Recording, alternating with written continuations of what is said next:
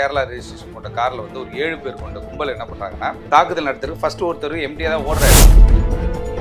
மாயாண்டியை attack பண்ணி காலை வந்து டிஸ்டர்ப் பண்ணி அப்படியே கவுத்து விட்றாரு. கவுத்து விட்டோன்னே மீதி ஆட்கள் வந்து அவரை வந்து வெட்டுறாங்க. அதை பார்க்குறது, அது வீடியோ எடுக்கிறது, அதை சமூக வலைதளங்களில் போடுறதா இருக்காங்களே தவிர சீனில் இறங்கி உடனே ஒரு அதட்டலாம், இல்லை கார் எடுத்துகிட்டு போய் முட்டலாம். கவலையின்றி சுவாசியுங்கள். உலகின் தலை சிறந்த மருத்துவர்கள் உங்களுக்கு சிகிச்சை அளிக்கிறார்கள். நுரையீரல் அறுவை சிகிச்சையில் உலக விகிதத்தை விட அதிக வெற்றி. நீங்கள் புகைப்பிடிக்கும் பழக்கம் உள்ளவரா? ஆண்டுக்கு ஒரு முறை லோ டோஸ் சிடி ஸ்கேனில் பரிசோதித்து உங்களையும் உங்கள் குடும்பத்தாரின் பாதுகாப்பை உறுதி செய்து கொள்ளுங்கள். ரூபாய் 5000 மதிப்புள்ள பரிசோதனை ரூபாய் 2500 மட்டுமே. தங்கம் மருத்துவமனை, நாமக்கல் மற்றும் கான்பூர்.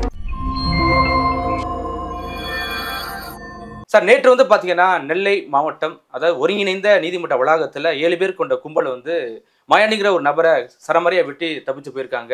இந்த வழக்கான பின்னணி என்ன சார்? அதாவது நேற்று காலை சரியாக 10-15 மணி அளவில் வந்துட்டு ஒரு வழக்கு சம்பந்தமாக நீதிமன்றத்திற்கு வருகிறார் ஒரு நபர். அவர் பேர் வந்து மாயாண்டி. அவரை வந்து என்ன கேட்டால் ஏற்கனவே அவர் மீது குற்ற வழக்குகள்லாம் கொலை வழக்குகள் இருக்குது அப்படின்ற மாதிரி சொல்கிறாங்க. சொல்லும்போது இந்த மாயாண்டியை வந்து ஏற்கனவே ஒரு வார்டு மெம்பரோ ஒரு கவுன்சிலர் அங்கே லோக்கலில் ஒருத்தர் வந்துட்டு என்ன பண்ணுறாரு கேட்டால் அவருடைய கொலை வழக்கில் தொடர்புடைய ஒரு ஆள். A1 தான் இவர் இருக்கார், அந்த வழக்கில் A1 இருக்கார். பட் ஆனால் அந்த வழக்கில் வந்து அவர் கோயம்புத்தூரில் வந்து சிறையில் அடைக்கப்பட்டு சிறையில் இருந்து என்ன பண்ணுறாருன்னா விடுதலையாகி விடுதலைன்னா பெயில் கிடச்சி வெளில வராரு. பெயில் கிடச்சி வெளில வந்துட்டு வேற ஒரு வழக்கில் புட்டப்பா போட்டு என்ன பண்ணுறாங்கன்னா திருப்பி அவர் சிறைக்கு அனுப்புனதை அவங்க தம்பி அண்ணன் சொல்கிறாரு. வேற ஒரு வழக்கில் அவர் சிறைக்கு அனுப்புகிறாங்க. சிறைக்குலேருந்து வந்து ஒரு 15 நாள் தான் ஆகுது. வந்திருக்கும்பொழுது ஏற்கனவே வந்து இவர் மேலே வந்து கிரிமினல் ஆன்டிசிடென்ட்ஸ் இருக்கிறதுனால அவருக்கு வந்து ஒரு பகை இருந்துக்கிட்டு தான் இருந்திருக்கு. அந்த பகுதியில் குறிப்பாக நீங்கள் நெல்லை மாவட்டத்தை பொறுத்தவரையில் நெல்லை மாவட்டம் என்பதே வந்து ஒரு பதட்டமான ஒரு மாவட்டம் தான். குறிப்பாக கடந்த ஒரு 4 ஆண்டுகளில் நீங்கள் பார்க்கும்பொழுது பார்த்தீங்கன்னா 240 படுகொலைகள் நடந்திருக்கிறதாக ஒரு கருத்து கணிப்பு சொல்லுது. கருத்து கணிப்பு 4 வருஷத்தில், ஆமாம் 4 வருஷத்தில் 240 படுகொலை நடந்திருக்கிறதாக புதிய தலைமுறை வந்து வெப் பேப்பரில் வந்து அவங்க ஒரு தகவலை சொல்கிறாங்க. அப்படி வந்து அடிக்கடி கொலைகள் நடப்பது வந்து அங்கே சர்வசாதாரண மக்கள் நடமாடுகிற பகுதி, மார்க்கெட் பகுதி, எந்த ஒரு விதமாக இருந்தாலும் அந்த இடத்துல நடக்கக்கூடிய ஒரு விஷயம் இருக்கும். இப்போ இங்கே கூட நீதிமன்ற வளாகத்தில் சர்வசாதாரணமாக நடந்தது. அதான் இப்போ வந்து இந்த நபரை பொறுத்தவரையில் ஒரு வழக்குக்காக அப்பீராக வராரு. நீதிமன்ற வளாகம் என்பது அதே போல் வந்து நெல்லை மாவட்டம் எல்லா மாவட்ட நீதிமன்றங்களுக்கும் பாதுகாப்பு வழங்க வேண்டும் என்று உயர்நீதிமன்றம் ஏற்கனவே சொல்லியிருந்தாங்க. டைட்டாக செக்யூரிட்டி இருக்கணும் அப்படின்ற மாதிரி சொல்லியிருந்தாங்க. இப்போ ஹைகோர்ட்லலாம் பார்த்தீங்கன்னா உங்களுக்கு வந்து CISF central industrial security force வந்துட்டு ஃபுல்லாக அவங்க ஸ்க்ரீனிங் பண்ணி தான் உள்ளே அனுப்புகிறாங்க. எதையுமே நம்ம உள்ளே கொண்டு போகாத ஒரு சூழல் ஹைகோர்ட் உள்ளே ரீச் ஆகும்போது பக்காவாக செக் பண்ணி அனுப்புகிறாங்க. அதுபோல் மாவட்ட நீதிமன்றங்கள்லேயும் இருக்கணும் அப்படின்றது பல்வேறு கோரிக்கைகள் வைக்கப்படுது வழக்கறிஞர் சங்கம் மூலமாக எல்லா மாவட்ட. ஏன்னா ஒரு சம்பவம் நடந்த பிறகு தான் நம்ம இப்படி பண்ணியிருக்கலாமோ அப்படி பண்ணியிருக்கலாமோன்னு யோசிக்கிறோம். நேற்று காலையில் 10:15 மணிக்கு வந்துட்டு ஒரு வடக்குக்கு அப்பீராக அவர் வராரு. அவரும் அவங்க அண்ணனும் வராங்க. வரும்பொழுது ஒரு கேரளா பதிவெண் கொண்ட பழைய வண்டி, அது எஸ்டிமோ ஏதோன்னு நினைக்கிறேன், அந்த பழைய வண்டி வந்து ஐக்கானோ எஸ்டிமோ போல் அந்த வண்டியில் ஒரு டீம் வந்து இவங்களை ஃபாலோ பண்ணியிருக்காங்க. இன்றைக்கி எப்படி அப்பீராக போகிறாங்க அப்படின்ற ஒரு தகவல் அவங்க தெரிஞ்சிருக்கு. அதில் ஒரு வழக்கறிஞர் ஸ்டிக்கர் வேறு அந்த காரில் ஒட்டப்பட்டிருந்திருக்கு. அதனால் ஒரு சந்தேகம் ஏற்படல. ஏன்னா நீதிமன்ற வளாகம் அப்படின்னும் போது வழக்கறிஞர்கள் வந்து போகிற ஒரு இடம், அதுவும் இல்லாமல் காலையில் ஒரு பரபரப்பான ஒரு டைம். அது 10:15 வந்து ஒரு கோர்ட்டுக்கு வந்து ரொம்ப ஒரு சிக்கலான ஒரு நேரம் கிடக்கிற ஒன்று டக்குன்னு டேட் ஆகிடும். முதல்ல வருது. ஆமாம், அது ஒரு சிக்கலான ஒரு விஷயமா இருக்கிறதுனால எல்லாம் பரபரப்பாக இயங்கிக்கிட்டு இருக்கோம். ஒரு நகர பகுதியில் அமைந்திருக்கிற ஒரு நீதிமன்ற வளாகம். அந்த நீதிமன்ற வளாகத்திற்கு வந்த ஒரு நபரை வந்து என்ன பண்ணுறாங்கன்னா திடீர்னு அந்த காரில் கேரளா ரெஜிஸ்ட்ரேஷன் கொண்ட காரில் வந்து ஒரு 7 பேர் கொண்ட கும்பல் என்ன பண்ணுறாங்கன்னா தாக்குதல் நடத்துறதுக்கு. ஃபர்ஸ்ட் ஒருத்தர் எம்டியாக தான் ஓடுறாரு. ஆயுதம் இல்லாமல் மாயாண்டியை நோக்கி ஓடுறாரு. போய் இவர் மாயாண்டியை அட்டாக் பண்ணி காலை வந்து என்ன பண்ணி காலை இது பண்ணி விட்றாரு, டிஸ்டர்ப் பண்ணி அப்படியே கவுத்து விட்றாரு. கவுத்து விட்டோன்னே மீதி ஆட்கள் வந்து அவரை வந்து வெட்டுறாங்க. அந்த சூழல் ஏற்படும் பொழுது எதிரில் பார்க்கும்போது ஒரு 30க்கும் மேற்பட்ட காவல்துறை அதிகாரிகள் வந்து அந்த இடத்துல அந்த செக்யூரிட்டிக்காக நீதிமன்ற வளாகத்தில் நின்றுட்டு இருந்திருக்காங்க. நின்றுட்டு இருக்கும்போது கூட ஒரு சில வழக்கறிஞர்கள் இந்த சம்பவத்தில் என்ன பண்ணுறாங்கன்னா இதை பார்த்தோன்னே, ஏன்னா ஏற்கனவே நம்ம கிருஷ்ணகிரியில் பார்த்தோம், ஒவ்வொரு விஷயத்தில் பார்க்கும்போது பொதுமக்களை வந்து அதை பார்க்குறது, அதை வீடியோ எடுக்கிறது, அதை சமூக வலைதளங்களில் போடுறதா இருக்காங்களே தவிர சீனில் இறங்கி உடனே ஒரு அதட்டலாம், இல்லை கார் எடுத்துகிட்டு போய் முட்டலாம், ஏதோ ஒரு விஷயத்த பண்ணலாம்.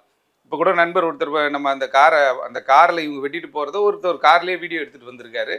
அந்த பதிவுகளையும் நம்ம பார்க்குறோம். அப்போ அந்த ஸ்பான்டேனியஸாக யோசிக்கிறது கிடையாது. அதுவும் இல்லாமல் இது கொலை சம்பவம் நடக்கக்கூடிய ஒரு விஷயம். அதை எல்லாருமே அப்படி யோசிச்சிட முடியாது. ஒரு சிலர் மட்டும்தான் உள்ளே இறங்கி அது ஏதாவது ஒரு ஐடியா பண்ணி செக்யூர் பண்ணுறதுக்கான முயற்சிகள் பண்ண முடியும். சார் இதில் காவல்துறையும் வேடிக்கை பார்த்துன்னு சொல்கிறாங்க. ஆமாம், காவல்துறையை பொறுத்தவரையில் என்னன்னு கேட்டால் இப்போ எக்யூப்டான அதிகாரிகள் நிறைய பேர் இருக்காங்க. ஆனால் இதுக்கு வெளியில் நடக்கக்கூடிய ஒரு சம்பவம் போது அதை எப்படி வந்து ஒரு 5 to 10 மினிட்ஸில் அந்த விஷயம் முடிஞ்சிடும். 5 நிமிஷத்தில் அந்த ஒரு மர்டரை செஞ்சிடறாங்க.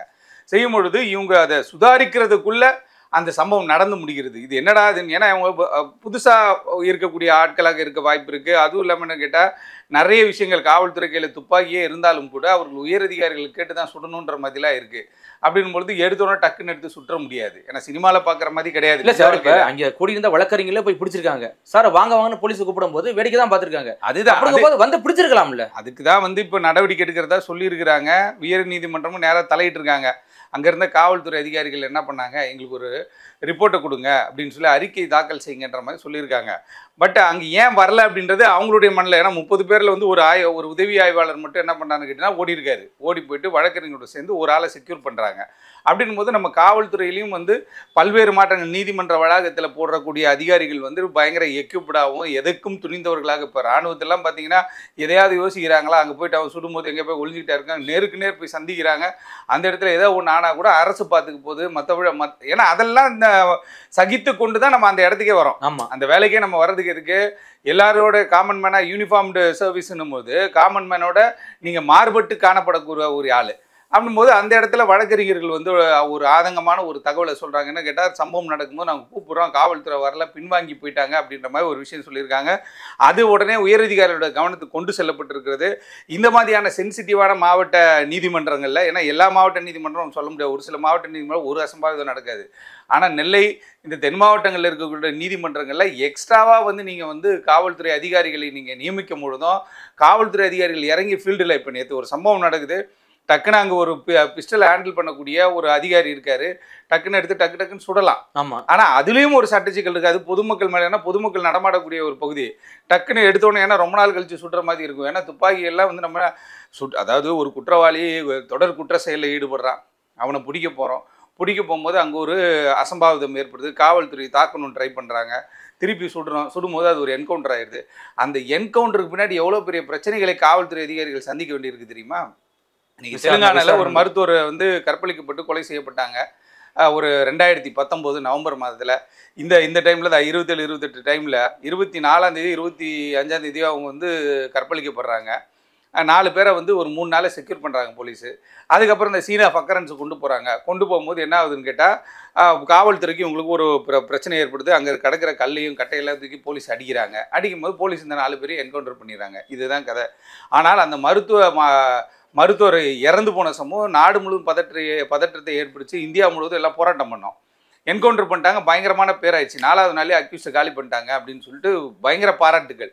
பாராளுமன்றத்தில் வந்து பேச ஆரம்பிச்சிட்டாங்க, குற்றவாளிகளை வந்து சரியான முறையில் டீல் பண்ணியிருக்கீங்கன்ட்டு. ஆனால் அதற்கு பிறகு இறந்து போன நபருடைய தந்தை உச்சநீதிமன்றம் வரையும் போய் ஒரு சிறப்பு புலனாய்வு குழு அனுப்பி இந்த வழக்கை போட்டு எல்லாத்தையும் விசாரித்து 10 காவல்துறை அதிகாரிகள் மேலே கொலை வழக்கு பதிவு பண்ணாங்க.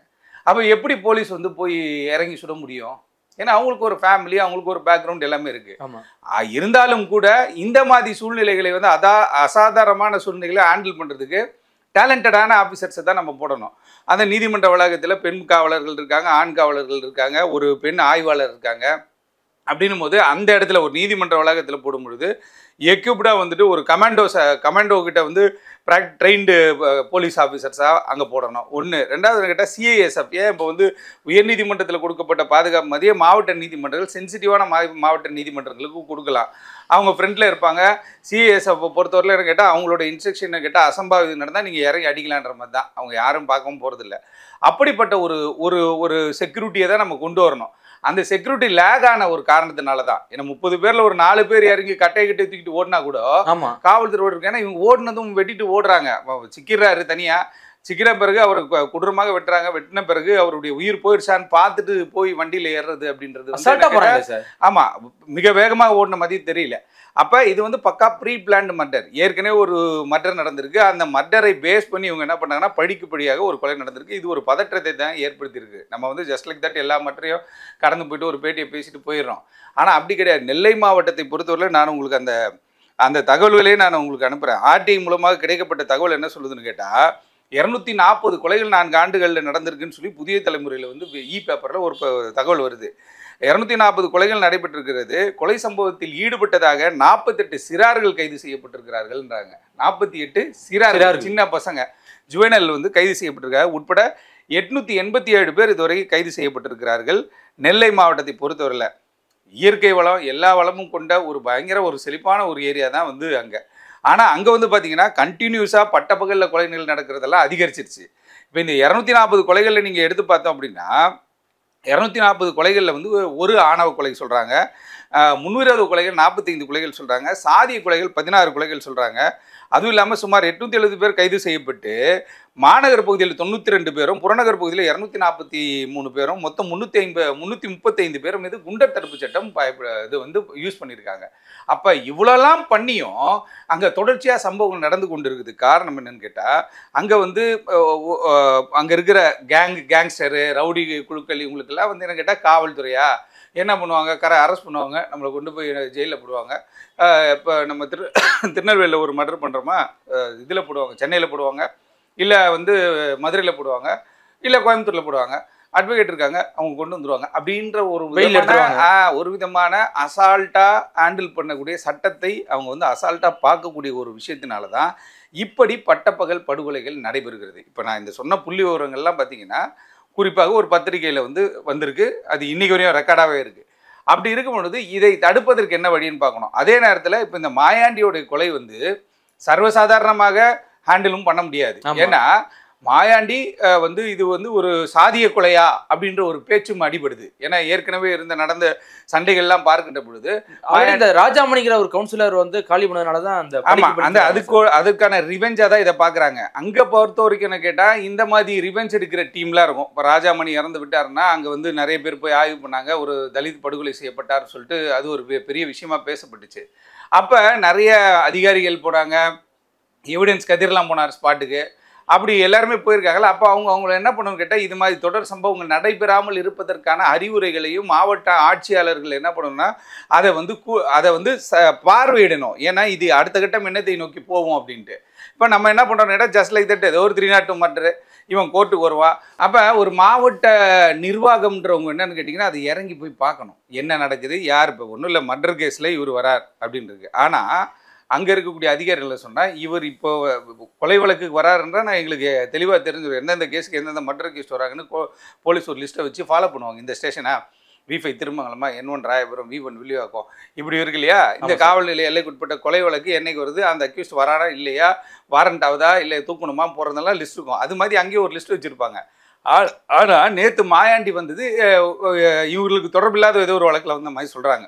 புது வழக்குக்காக வந்து சொல்றாங்க. ஆனா புது வழக்கு மாயாண்டி வரான்றது எதிர்த்தரப்புக்கு எப்படி தெரிஞ்சிருக்கும்? அதான் சார், ஏன்னா ஒரு நம்பர் பிளேட் இல்லாத பல்சர் பைக்லாம் வராரு, தனி ஹெல்மெட் போட்டு வராராம். ஆமா, எப்படி கண்டுபிடிச்சாங்க, எப்படி நோட் ஆட்டாங்க? இது அது வீடு கிட்ட இருந்தே ஃபாலோ பண்ண ஆரம்பிச்சிருவாங்க. அங்கேயே இருக்கக்கூடிய ஒரு ஸ்பை ஒரு தரப்பான் லோக்கல்ல. இப்போ நீங்க இந்த பழிக்கு பழி கொலைகளாக இருக்கட்டும், சாதிய கொலைகளாக இருக்கட்டும், இதெல்லாம் பார்த்தீங்கன்னா எந்த ஒரு ஈல்டும் கொடுக்க போறதில்ல. பெரிய பெரிய ஜாம்பவான்கள் பெரிய பெரிய ஆட்களோட நம்ம பயணிச்சு பார்த்துருக்கோம். ஆமா, எல்லாருமே லைஃபே போயிடுச்சு சார்ன்னு தான் சொல்றாங்க. லைஃபே போயிடுச்சு சார், இவங்களுக்காக போய் நான் சண்டை போட்டேன், இவங்களுக்காக போனேன், இன்னைக்கு யாருமே இல்லை, சாப்பிட்றதுக்கு வழி இல்லைன்னு சொல்லிட்டு பலர் பேசுவதை நான் நேரடியாக பார்க்குறேன், நேரடியாக கேட்குறேன். அப்படி இருக்கும் பொழுது இதை வைத்து ஆதாயம் அடைவதுன்னு ஒரு குரூப் இருக்கும். எப்பயுமே ஸ்கெட்சை போட்டு தர்றது, வேலையை பார்க்கறது, இதெல்லாம் ஒரு டீம் இருக்கும். ஆனால் இதனுடைய ரிசல்ட் என்ன, இதனுடைய அடுத்த கட்டம் என்ன அப்படின்னு பார்க்கும்போது இது தொடர் கொலைகளாக ஆவதற்கு வாய்ப்புகள் நிறைய இருக்குது அப்படின்றது தான் நம்மளுடைய ஒரு பார்வையாக இருக்குது. அதே போல் குறிப்பாக மாயாண்டியை பொறுத்தவரையிலும் மாயாண்டி மீது ஏற்கனவே ஒரு ட்ராக் ரெக்கார்டு இருந்தாலும் கூட நீதிமன்றம்னு ஒன்று இருக்குது. வழக்கு நீதிமன்றத்துக்கு வந்துருச்சு. அப்போ நீதிமன்றத்தினுடைய தீர்ப்புக்கு உட்பட்டு கட்டுப்பட்டு தான் நம்ம வந்து போனோம். அதான் ரூல் ஆஃப் லா. அப்படி இருக்கும் பொழுது நீதிமன்றத்துக்கு வழக்கு நடந்துகிட்டு இருக்கும் பொழுது ஒருவரை வந்து என்ன பண்ணுறதுன்னு கேட்டால் வெளியிலே வச்சு கொண்டுறது அப்படின்றது என்ன கேட்டால் 100% சட்டவிரோதமானது. அது தடுக்கப்படணும். அதே போல் இந்த மாயாண்டியுடைய கொலைக்கு திருப்பி வந்து ஒரு Revenge எடுப்பாங்க. ஒரு ரிவெஞ்ச் அப்படின்ற ஒரு சூழல் ஏற்படாமல் இருப்பதை தடுப்பதும் நம்ம கையில தான் இருக்கு. அதுக்கான வழிமுறைகள் என்ன, அதை எப்படி பண்ணணும்? ஏன்னா எல்லா மற்றும் நீங்க எடுத்து பாருங்களேன், அந்த பக்கம் தென் மாவட்டத்தில் நடக்கக்கூடிய ஒவ்வொரு கொலைகளுமே அதற்கு பின்னாடி வந்து ஒரு காஸ் ஆஃப் ஆக்ஷன் ஒன்று இருக்கு. பழிக்கு பழியாக ஒன்று நடக்குது, இன்னொன்று வந்து கேட்டால் சாதி விஷயத்துக்காக ஒன்று நடக்குது. இப்படி வந்து பல்வேறு விஷயங்கள் நடந்ததுன்னா மக்கள் ஒரு அச்ச உணர்வை ஏற்படுது. காவல்துறையும் வந்து என்ன கேட்டீங்கன்னா நிறைய ஸ்டெப்ஸ் எடுக்கிறாங்க, அதில் மாற்று கருத்து கிடையாது. இப்போ தான் நான் சொல்கிறேன், 887 பேர் கைது செய்யப்பட்டிருக்கிறார்கள், 240 கொலைகள்னு வச்சுக்கோங்க சார். இப்போ காவல்துறை தரப்பு இவ்வளோ ஸ்டெப் எடுத்தா கூட நேற்று வந்து நீதிமன்றத்தில் உள்ளே தான் வந்திருக்காங்க. இந்த 7 பேரும் உள்ளே தான் கத்தியோட வந்திருக்காங்க. அப்படிங்கும்போது இது தெரியாது சார், காவல்துறை தெரியாதா? இல்லை உள்ளே இருந்து வந்திருக்காங்கன்றது வந்து அது எப்படி அதை அசம் பண்ணாங்களா அசியூம் பண்ணி சொல்லக்கூடிய ஒரு விஷயமா இருக்கு. ஏன்னா உள்ளே இருந்து போனாங்கன்னா எல்லாரும் செக் பண்ணி அனுப்புகிறாங்க, உள்ளேருந்து வருவதற்கு வாய்ப்பு இல்லை. காரை விட்டு இறங்கி எங்கேயோ அங்கொன்றும் இங்கொன்றுமா ஆள் செட் பண்ணி நிற்பாங்க. எப்பயுமே வந்து முன்னாடியே ஸ்கெட்சை போட்டு இந்த இடத்துக்கு வருவான், வண்டி இங்கே விடுவான், போவான்னு சொல்லிட்டு ஒரு ஹோம்ஒர்க் பண்ணிட்டு தான் ஒரு மர்டருக்கே வருவாங்க. தப்பிச்சு போனால் எப்படி இருக்கும், சிக்கிட்டா எப்படி இருக்கும், மிஸ் பண்ணிட்டா என்ன ஆகும், இப்படிலாம் நிறைய விஷயங்கள் இவங்க பிளான் பண்ணுவாங்க ரவுடிசம் இதுலேயே. அப்போ இவங்க நேரடியாக கொலை செய்யக்கூடிய ஒரு டீம் அப்படின்னும் பொழுது இவங்க எல்லாத்துக்கும் துணி தான் வராங்க. அங்கே அட்டாக் பண்ணாலும் சரி, போலீஸ் சுட்டாலும் சரி, இன்றைக்கி நம்ம ஏதாவது ஒரு சம்பவம் பண்ணணும்னு சொல்லிட்டு தான் அவன் துணிச்சலோடு வரான். அப்படி இருக்கும் பொழுது அந்த துணிச்சல் எதற்காக வருது? காவல்துறையோ இல்லை சட்டத்தை பற்றியோ இவர்களுக்கு கவலை இல்லை, ஒரு அச்ச உணர்வு கிடையாது. அப்படின்னும் பொழுது தான் அது அடுத்த கட்டத்தை நோக்கி போகுது. காவல்துறை பல்வேறு ஸ்டெப் எடுக்கிறாங்க. என்கவுண்டர் பண்ணால் ஏன்டா என்கவுண்டர் பண்ணுறீங்கன்னு கேட்குறாங்க. என்கவுண்டர் பண்ணால் நேராக போயிட்டு மனித உரிமை ஆணையத்தில் புகார் கொடுக்குறாங்க. என்கவுண்டர் பண்ணல அப்படின்னா அடடா ஒரு 4-5 என்கவுண்டராவது பண்ணாதானப்பா இந்த சட்டம் ஒழுங்கு சரியாகணுவாங்க. அப்போ இவங்க பேசிகிட்டு இருக்கவங்க பேசிட்டே தான் இருப்பாங்க. பட் ஆனால் வேலை செய்யாமல் நம்ம இருக்கவும் முடியாது. காவல்துறையை பொறுத்தவரை இன்றைக்கி அங்கே பாதுகாப்பில் இருந்த அதிகாரிகள் கிட்ட கேள்வி கேட்குறாங்க. அவங்க மீது வந்து என்ன கேட்டால் நடவடிக்கை எடுப்பதற்கு நிறைய வாய்ப்பு இருக்குது. ஏன்னா உயர்நீதிமன்றமே ஒரு குற்றச்சாட்டு சொல்லி அறிக்கை கொடுங்க, இது என்ன இது நீதிமன்ற வளாகத்திலே ஒரு படுகொலை நடந்திருக்குன்னு ஒரு 3 மணி நேரத்துக்குள்ளே அவங்க ஒரு அறிக்கை கேட்கக்கூடிய ஒரு சூழல் ஏற்பட்டிருக்கு. காவல்துறை என்ன சொன்னாங்க, 2 மணி நேரத்திலே நாங்கள் வந்துட்டு 3 பேரை கைது பண்ணிட்டோம், ஒரு குற்றவாளியை அங்கே இருக்க எஸ்ஐயும் அட்வொகேட்ஸும் சேர்ந்து பிடிச்சி கொடுத்துட்டாங்க அப்படின்ற மாதிரி சொல்கிறாங்க. அப்போ 2-3 பேர் சேர்ந்து ஒரு குற்றவாளியை பிடிக்கின்ற பொழுது 20-30 பேர் இருக்கும்போது போய் பிடிச்சிருக்கலாமேன்றதான ஒரு ஆதங்கம். அங்கே இருக்க வழக்கறிஞர்கள் பெயரை சுட்டி காட்டி இந்த அதிகாரிகள்ன்ற மாதிரி சொல்கிறாங்க. அப்போ அந்த நெல்லை டவுனை பொறுத்தவரையிலும் எக்யூப்டான அதிகாரிகள் எல்லாருமே வந்து சும்மா அந்தந்த பீரியடுக்கு அதிகாரிகளை போடுற மாதிரி இல்லாமல் அங்கே போடுற அதிகாரிகள் குறிப்பாக ரொம்ப திறமையான அதிகாரிகளாகவும் சண்டையிடக்கூடிய அதிகாரிகளும் உங்களுக்கு தெரியும். பல்வேறு அதிகாரிகள் நம்ம பேர் சொல்லலாம். அவங்களாம் இறங்கி ஃபீல்டுலேயே அவங்கள பற்றிய கவலைப்படாமல் நிறைய களத்தில் இறங்கி குற்றவாளிகளை பிடிப்பாங்க. ஆனால் இவருடைய வழக்கு, மாயாண்டியோடைய வழக்கு, ஏற்கனவே அவர் மீது குற்ற செயல்கள் இருந்த காரணத்தினாலையும் அவரை தொடர்ந்து ஃபாலோ பண்ணிகிட்டே ஒரு டீம் இருந்திருக்கு. அந்த டீம் வந்து இவரை டெர்மினேட் பண்ணோம் அப்படின்ற ஒரு மைண்ட் செட்டுக்கு வந்துட்டாங்க. ஆனால் இன்றைக்கி இவருடைய கொலைக்கு பிறகு இப்போ நம்ம பேசக்கூடிய பல்வேறு விஷயங்களை பார்க்கின்ற பொழுது தொடர் கொலைகளாக இது ஆகிவிடக்கூடாது. இந்த மாதிரியான சம்பவங்கள் நடக்கும்போது நீதிமன்ற வளாகத்தில் இருக்கக்கூடிய காவல்துறைகள் துப்பாக்கியை பயன்படுத்தலாம் அப்படின்ற மாதிரியான அவங்களுக்கு ஒரு உத்தரவு இருக்கணும். உயரதிகாரிக்கு ஃபோன் போட்டு ஐயா இங்கே ஒரு சண்டை நடக்குதுன்னு சுட்டுட்டுமா, ஏன்னா அந்த டைமில் எப்படி கேட்க முடியும்? நான் என்ன பண்ணணும், அவங்களுடைய மனநிலை பாருங்கள். காவல்துறை என்ன பண்ணணும்னே அவங்களுக்கு தெரியாத ஒரு சூழல் ஏற்பட்டிருக்கு. அப்படின்னா அப்போ உயரதிகாரிகளால் தடுக்கப்பட்டிருக்கு அப்படி சார்? இல்லை, தடுக்கப்படலை. உயரதிகாரிகள் உத்தரவு இல்லாமல் பண்ண முடியாது. அப்படி இருக்கும்பொழுது உயரதிகாரி அந்த டைமில் மீட்டிங்கில் இருப்பாங்க, எங்கேயாவது ஒரு இடத்துல இருப்பாங்க. யாருக்கிட்ட எப்படி இவங்க தொடர்பு கொள்ள முடியும்? அப்போ அங்கே வந்து ஒரு நிராயுத பாணியாக ஒரு செயலற்ற ஒரு விஷயமாக தான் காவல்துறை நம்ம வந்து என்னன்னு கேட்டிங்கன்னா இருக்க முடியும். இல்லாட்டி அவங்க இருந்தாலும் சார், இப்போ என்னோட கேள்வி என்னன்னா, வழக்கறிஞர்கள் அத்தனை பேர் போய் தடுக்கும் போது காவல்துறையை வேடிக்கை பார்க்குதுன்னு கேட்குறேன். திட்டமிட்டு நடக்கப்பட்டதான்னு கேட்குறேன். இல்லை, திட்டமிட்டு நடப்பதற்கு சாத்தியக்கூறுகளே கிடையாதுங்க. எல்லா விஷயத்திலுமே அப்படிதான் சொல்லுவாங்க. காவல்துறை வந்து உங்களை போன்ற வழக்கறிஞர்கள் இது பிடிச்சிருக்காங்க. ஆமா, அதானே அதுல வந்து அதுல மாற்று கருத்து கிடையாதுங்க. வழக்கறிஞர்கள் ஒரு சில இடங்கள்ல இப்போ நீங்க கிருஷ்ணகிரியில் நடக்கும்போது அந்த வழக்கறிஞர் தாக்கப்பட்டார். ஒசூரில் தாக்கப்பட்ட போது 150 பேர் சுற்றின்னு தான் பார்த்தா, ஒன்றும் பண்ணல. ஒரே ஆள், ஒற்றை மனிதர் போய் அங்கே சண்டை விட்டுறாரு. அப்படின்னும் பொழுது அந்த ஸ்பான்டேனியஸ் ஐடியாவோ ஏதோ ஒரு விஷயமோ அவங்களுக்கு கிடைக்காம அப்படியே விட்டுறாங்க. ஆனால் இங்கே பார்த்தீங்கன்னா அப்படியே இந்த சம்பவம் செய்வது ஒரு கூலிப்படை, களத்தில் இறங்கி ஒரு கூலிப்படை வெட்ட போகுது. அவன் என்ன வெட்டினா கூட பரவாயில்லடான்னு ஒரு வழக்கறிஞரும் ஒரு 2 வழக்கறிஞர் போய் தடுக்கிறாங்கன்னா அவங்கள நம்ம பாராட்டி ஆகணும். அதே நேரத்தில் அவங்களுடைய ஆதங்கம் என்னன்னு கேட்டால், நான் யூனிஃபார்மில் போய் பிடிக்கிறேன், யூனிஃபார்மில் சர்வீஸில் இருக்க காவல்துறை ஏன் வரல அப்படின்னு சொல்லி அவங்க ஒரு குற்றச்சாட்டுகளை சொல்கிறாங்க. கடகடன்னு ஒரு குற்றச்சாட்டுகளை சொல்கிறாங்க. அங்கே இருந்த காவல்துறையுடைய மனநிலை வந்து என்னன்னு கேட்டால், இதை நம்ம எப்படி ஹேண்டில் பண்ணுறதுன்னு தெரில. ஏன்னா கேம்பஸ் உள்ள நடந்தால் ஒன்று, கேம்பஸுக்கு வெளியில் நடந்தால் ஒன்றுன்ற மாதிரியான ஒரு சூழல் ஏற்படுது. அப்போ அந்த சூழ்நிலைக்கு கையில் லட்டியை வச்சுக்கிட்டு ஓடி போய் தடுக்கிறதா கூட தடுக்கலாம், குரல் கொடுக்கலாம், எல்லாமே பண்ணலாம். ஆனால் அவர்கள் செயலற்று போய் நிற்கக்கூடிய ஒரு சூழல் ஏற்பட்டுச்சு. ஏன்னா அவங்க ஃபர்ஸ்ட் டைமாக அதை பார்த்துருப்பாங்க. அங்கே இருக்க காவல்துறைக்கு வந்து நேரடியாக பார்த்துருங்க. ஏன்னா அங்கே இருக்க ஏஆர் போலீஸாக இருப்பாங்க, ஒரே ஒரு இன்ஸ்பெக்டர் இருப்பாங்க. அப்படின்போது அவங்களுக்கு முதல் முறையாக ஒரு மற்ற நேராக பார்க்குறோன்ற ஒரு பயம், ஒரு அச்சம் இதெல்லாம் ஏற்பட்டிருக்க வாய்ப்பு இருக்குது. இருந்தாலும் இவங்க ஏன் போகலன்றது தான் இப்போ நீதிமன்றம் கேட்டிருக்க கேள்வி. இவங்க அத்தனை பேர் இருந்து ஏன் இதை நீங்கள் விட்டீங்க அப்படின்ற மாதிரியான ஒரு கேள்வி எழுப்பியிருக்காங்க. வழக்கறிஞர்களும் அந்த கேள்வி எழுப்பியிருக்காங்க. இவங்களுடைய அறிக்கையில் அதை பற்றியான முழு விளக்கத்தை இவங்க கொடுத்து ஆகணும். கொடுத்தா தான் அவங்க சாட்டிஸ்ஃபை ஆகிறதுக்கு வாய்ப்பு இருக்குது. அதே போல் உயர்நீதிமன்றம் பல்வேறு நிலைகளில் என்ன சொல்கிறாங்க கேட்டால், இந்த மாதிரி வந்து மாவட்ட நீதிமன்றங்களுக்கு டைட்டான செக்யூரிட்டி கொடுங்க அப்படின்றாங்க. அப்போ இந்த ஒரு சம்பவத்தில் ஆயுதங்கள் கையில் இருந்தும் நம்ம பயன்படுத்த முடியாமல் போயிடுச்சு. துப்பாக்கி இருந்தாலும் அதை சுடணும் இல்லையா? துப்பாக்கி வச்சிருக்கிறது மேட்டர் கிடையாது, அது எந்த இடத்துல பயன்படுத்தணும்னு இருக்கு. அப்படின்னும் பொழுது இங்கே கைத்துப்பாக்கி வைத்திருந்தார்களா இல்லை பெருசாக ஒரு துப்பாக்கி வச்சுருப்பாங்களா, அதை வச்சுருந்தாங்களா அப்படின்ற மாதிரி தெரியல. இருந்தாலும் கைத்துப்பாக்கி வைத்திருக்க அதிகாரிகள் அந்த டைமில் இல்லை. அப்போ தனிப்பட்ட முறையில் ஒரு போலீஸ் போறாரு, திடீர்னு வெட்டு விழுந்துச்சு, குடும்பத்தை யார் பார்த்துக்கிறது? அப்படிலாம் யோசிக்க தோணுல அந்த இடத்துல.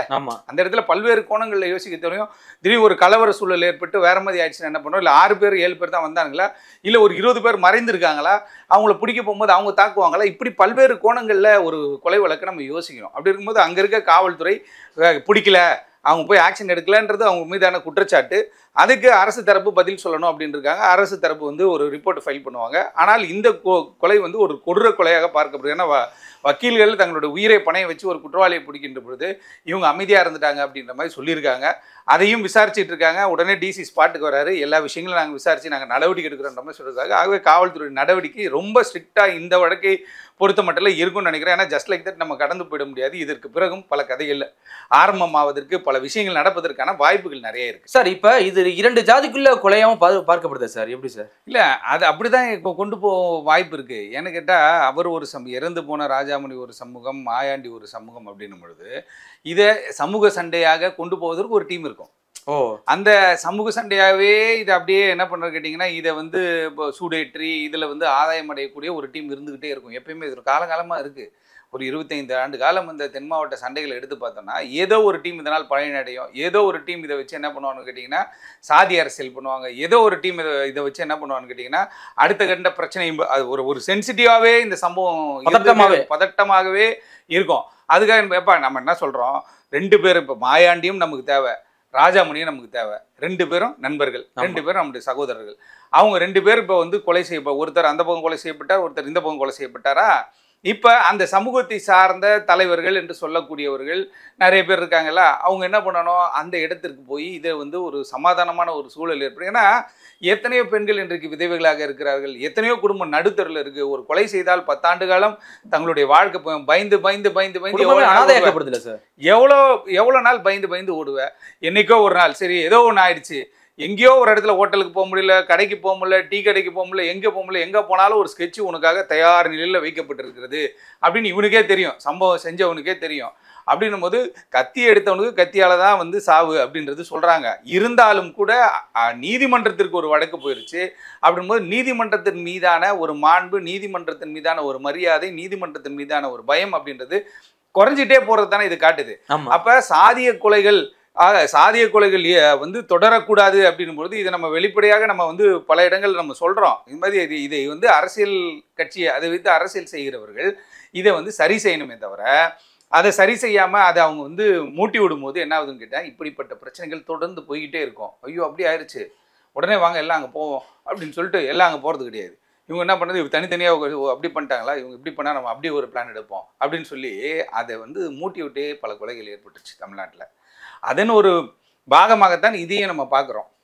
ஏன்னா இதை தடுக்க முடியாத ஒரு விஷயமும் கிடையாது. ஏன்னா ஸ்ட்ரிக்ட் ஆக்ஷன் எடுக்கிறோம். இப்போ 335 பேர் மேலே குண்டாஸ் போட்டிருக்குங்க.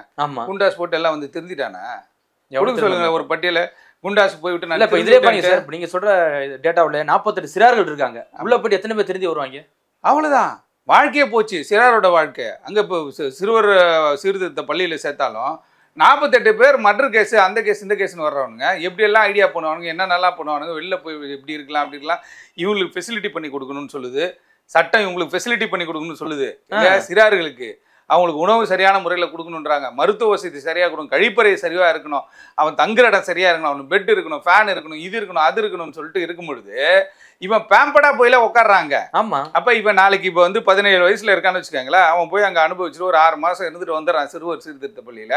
18 வயசு ஆயிடுது, தலைவன் ஆயிடுறாங்க, ரவுடிகளுக்குள்ள இவர் ஒரு தலைவராக இவர் ஒரு குழு ஆரம்பிக்கிறாரு, அவனை நம்ம அடிக்கிறோம்டா, இவனை இங்கே அடிக்கிறோம், இவனை அங்கே போடுறோம், அவனை அங்கே போடுறோம், இப்படி தானே இவங்களோட பேச்சுவார்த்தை போகுது. அப்போ அவங்கள அந்த கீழ்நிலையிலேயே விளையும் இடத்திலேயே அதை வந்து சரி செய்வது தான் வந்து சரியான முறையாக இருக்கும். தொடர்ச்சியாக 335 பேர் மீது குண்டாசம், 48 சிறார்கள் கைது செய்யப்பட்டு 887 பேர் மேலே வந்து நடவடிக்கை வந்து எடுக்கப்பட்டிருந்தாலும் கூட தொடர்கதையாக இருப்பது தானே ஒரு அச்சத்தை ஏற்படுது. அப்போ தொடர்கதையாக இருக்கும் பொழுது இவன் வந்து இவன் பயப்படலப்பா, போலீஸுக்கும் பயப்பட மாட்டான், சட்டத்துக்கும் பயப்பட மாட்டான். அப்போ அடுத்த கட்டம் என்ன பண்ண முடியும்?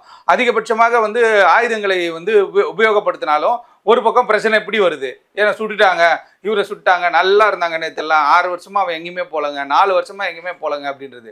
ஆனால் குற்றப்பின்னணி பார்த்தா பெரிய குற்றப்பின்னணியாக இருக்குது. அப்போ காவல்துறை ஸ்டெப்ஸ் எடுக்கும் பொழுது அதை தடை செய்யவே கூடாது. அவங்கள ஃப்ரீயாக விட்டுறணும் போலீஸை, அவங்க பாட்டுக்கு வேலை செய்வாங்க. இப்போ ஒரு சம்பவம் நடந்துருச்சு, அங்கே இருக்கிறவங்க வந்து எல்லாருமே வந்து என்ன கேட்டால் ஏஆர் போலீஸ் அப்படிப்பட்ட போலீஸ் தான் இருந்தாங்க, உயர் அதிகாரிகள்லாம் யாரையும் போடலை. ஒரு எஸ்ஐ 2-3 எஸ்ஐ இருந்திருக்காங்கன்ற மாதிரி சொல்கிறாங்க.